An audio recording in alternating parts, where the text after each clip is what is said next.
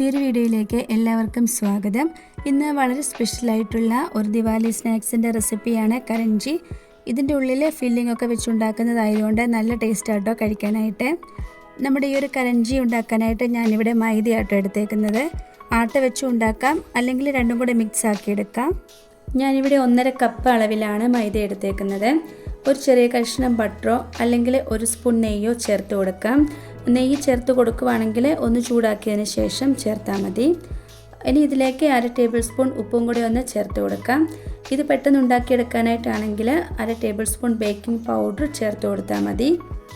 ഇല്ലെങ്കിൽ കുറച്ച് നേരം, അതായത് 1 മണിക്കൂർ റെസ്റ്റ് ചെയ്യാൻ വെച്ച് കൊടുത്താൽ മതി. പെട്ടെന്ന് തന്നെ ഇത് പൊന്തി കിട്ടിക്കോളും. നിങ്ങളിതിലേക്ക് ബട്ടർ ചേർത്ത് കൊടുക്കുന്നതെങ്കിൽ തണുപ്പൊക്കെ മാറിയതിന് ശേഷം വേണം കേട്ടോ എടുക്കാനായിട്ട്. ഇനി ഇത് നന്നായിട്ടൊന്ന് മിക്സ് ആക്കിയതിന് ശേഷം കുറച്ച് വെള്ളം ചേർത്ത് നന്നായിട്ടൊന്ന് കുഴച്ചെടുക്കാം. നമ്മൾ ചപ്പാത്തിക്ക് കുഴച്ചെടുക്കുന്ന ആ ഒരു രീതിക്ക് തന്നെ കുഴച്ചെടുത്താൽ മതി. ഒരുപാട് അങ്ങ് സോഫ്റ്റായി പോകണ്ട. ഇനി ഇതിൻ്റെ മുകളിലേക്ക് കുറച്ച് ഓയിലൊന്ന് സ്പ്രെഡ് ചെയ്ത് കൊടുക്കാം, ഇത് ഡ്രൈ ആയി പോകാതിരിക്കാൻ വേണ്ടി. ഇതിവിടെ ഇരിക്കട്ടെ. ആ ഒരു സമയം കൊണ്ട് നമുക്കിതിലേക്കുള്ള ഫില്ലിംഗ് ഒന്ന് റെഡിയാക്കി എടുക്കണം. ഒരു പാനിലേക്ക് 1 കപ്പ് അളവിൽ കോക്കനട്ട് പൗഡർ എടുത്തിട്ടുണ്ട്.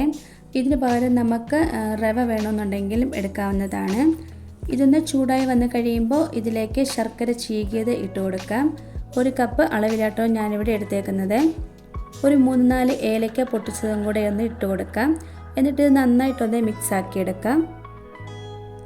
ശർക്കര ഒരുപാട് അലിഞ്ഞു പോവരുത്, ചെറുതായി ഒന്ന് മെൽറ്റായി കിട്ടിയാൽ മതി. ഇല്ലെങ്കിൽ ഇത് നമ്മൾ ഫ്രൈ ആക്കുന്ന സമയത്ത് ഇതിൻ്റെ ഉള്ളിൽ നിന്ന് പൊട്ടിപ്പോവും. ഈ ഒരു പരുവത്തിൽ വേണം നമുക്കിത് കിട്ടാനായിട്ട്. നല്ലൊരു ബ്രൗൺ കളറായി വന്ന് കഴിയുമ്പോൾ ഫ്ലെയിം ഓഫ് ചെയ്ത് മാറ്റി വെക്കാം. ഇനി ഇത് ചെറിയ ബോൾസാക്കി നമുക്കിതൊന്ന് പരത്തിയെടുക്കാം. നമ്മൾ സാധാരണ ചപ്പാത്തിക്കൊക്കെ പരത്തിയെടുക്കുന്നത് പോലെ തന്നെ മതി. ചെറിയൊരു കട്ടി ഉണ്ടായിരിക്കണം ഇതുണ്ടാക്കിയെടുക്കുമ്പോൾ.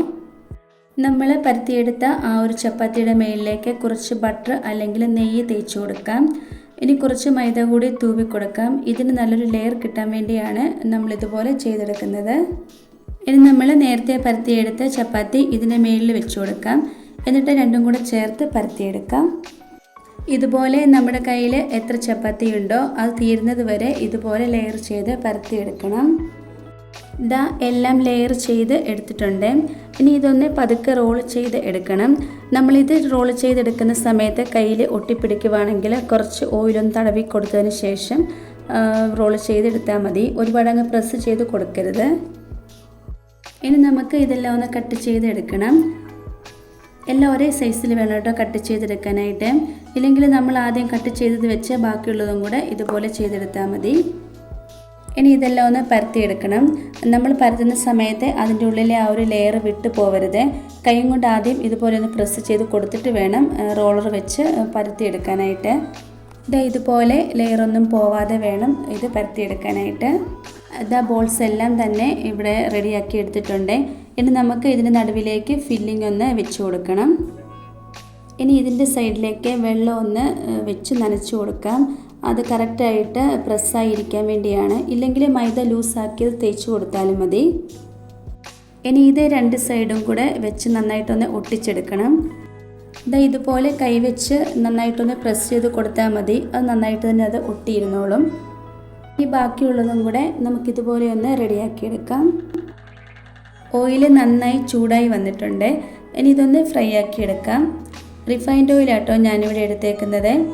2 പുറവും ഒരു ഗോൾഡൻ കളർ ആകുന്നത് വരെ ഇതൊന്ന് ഫ്രൈ ആക്കിയെടുക്കാം. ഇതിൻ്റെ ആ ഒരു ഫില്ലിങ് ചെയ്യാൻ വേണ്ടിയുള്ള സമയം മാത്രമേ എടുക്കുകയുള്ളൂ. പെട്ടെന്ന് തന്നെ ഫ്രൈ ആയി കിട്ടും. നമ്മളിത് കുഴച്ചെടുക്കുമ്പം ഒരുപാട് സോഫ്റ്റായി പോകാതെ കുറച്ചൊരു ഹാർഡിൽ വേണം ഇത് കുഴച്ചെടുക്കാനായിട്ട്. എന്നാൽ ഇത് നമ്മൾ എണ്ണയിലേക്ക് ഇട്ട് കൊടുക്കുമ്പം കുറച്ചുകൂടെ പൊന്തിച്ച് വരുവുള്ളൂ. ഇതിപ്പോൾ ഇവിടെ റെഡിയായി വന്നിട്ടുണ്ട്. ഇനി നമുക്കിതൊന്ന് കോരി മാറ്റാം. ഇനി നമുക്ക് ബാക്കിയുള്ളതും കൂടെ ഇതുപോലെ ഒന്ന് ഫ്രൈ ആക്കിയെടുക്കാം. നമ്മുടെ കരഞ്ചി എല്ലാം തന്നെ ഇവിടെ റെഡിയാക്കി എടുത്തിട്ടുണ്ട്. നമുക്കിത് 1 മാസം വരെ സ്റ്റോർ ചെയ്ത് വെക്കാൻ പറ്റും. കുട്ടികൾക്ക് സ്കൂളിൽ സ്നാക്സ് ആയിട്ടൊക്കെ കൊടുത്തുവിടാൻ പറ്റുന്ന നല്ലൊരു റെസിപ്പിയാണ്. ഇവിടെ നോർത്ത് സൈഡിലൊക്കെ വളരെ ഫേമസ് ആട്ടോ ഈ ഒരു സ്നാക്ക്.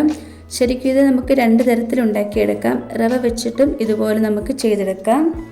കരഞ്ചി, ഗുജിയ എന്നൊക്കെ പറയട്ടോ ഇതിനെ. ശരിക്കും ഇത് ദിവാലി, ഹോളി ടൈമിലൊക്കെ ആട്ടോ ഇത് ഉണ്ടാക്കിയെടുക്കുന്നത്. ഇതിൻ്റെ ആ ഒരു കറക്റ്റ് ലെയർ ഇത് ഫ്രൈ ആയി വന്നു കഴിഞ്ഞപ്പോൾ അറിയാൻ പറ്റുന്നുണ്ട്. വളരെ പെർഫെക്റ്റായിട്ട് നമുക്കിത് ഉണ്ടാക്കിയെടുക്കാവുന്നതേ ഉള്ളൂ. വളരെ ടേസ്റ്റ് ആട്ടോ ഇത് കഴിക്കാനായിട്ട്. ഞാനിതൊന്ന് പൊട്ടിച്ച് കാണിച്ചു തരാം. നല്ല ക്രിസ്പി ആട്ടോ ഇത്. നമ്മൾ വെച്ച് കൊടുത്ത ആ ഒരു ഫില്ലിംഗ് ഒക്കെ നന്നായിട്ട് മെൽറ്റായി കിട്ടിയിട്ടുണ്ട്. ഈ ഒരു ദിവാലിക്ക് എല്ലാവരും ഇതുപോലെ ഒന്ന് ഉണ്ടാക്കിയെടുക്കണേ. നമ്മുടെ ഇന്നത്തെ ഈ ഒരു റെസിപ്പി എല്ലാവർക്കും ഇഷ്ടമായി കാണുമെന്ന് വിചാരിക്കുന്നു. ഇഷ്ടമായിട്ടുണ്ടെങ്കിൽ ലൈക്കും കമൻറ്റും സബ്സ്ക്രൈബും ഒന്നും ചെയ്യാൻ മറന്നു പോകരുതേ. അടുത്ത വീഡിയോയിൽ കാണാം. താങ്ക്